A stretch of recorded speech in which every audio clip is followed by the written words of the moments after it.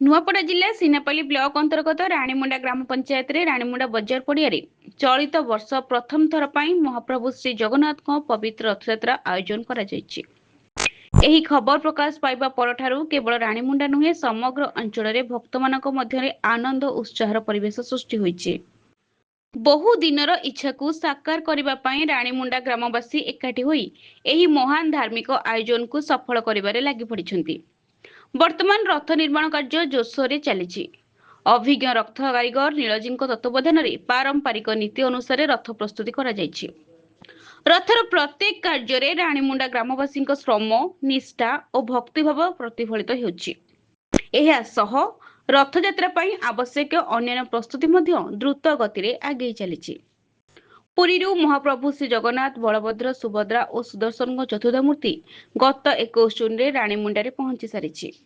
सेबेठारु ग्राम रे नियमित पूजा अर्चना और धार्मिक परिवेश जारी रही। ग्रामवासी माने महाप्रभुंकर प्रथम रथयात्रा को सफल और स्मरणीय करबा पई दिन राति परिश्रम करुछन्ति। एही रथयात्रा को देखिबा पई लीडसर्गी दहनापाली आलाभटा भोईपड़ा किकरडासर धरणीमाल मांडिया रुचा महेश्वर समेत आखपाखर बहु ग्रामरु श्रद्धालु माने आसिबे बोली आशा करा जायछि।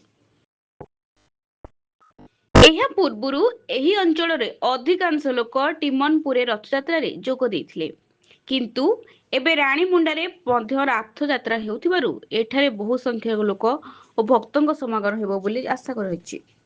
राणीमुंडा ग्रामवासी पक्षरु अंचलवासी एही पवित्र रथयात्रा रे शामिल होई महाप्रभुଙ୍କ दर्शन लाभ करबाकू आह्वान जणाइछन्ति।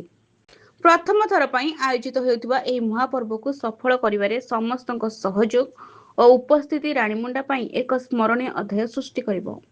आयोजक मानक आशा चलित वर्षर एही रथयात्रा आगामी दिन में राणीमुंडा को अंचल को एक प्रमुख धार्मिक केन्द्र भाव परिचित कराइबो। नुआपड़ा जिलूर परमेश्वर मेहर रिपोर्ट, सठिक न्यूज।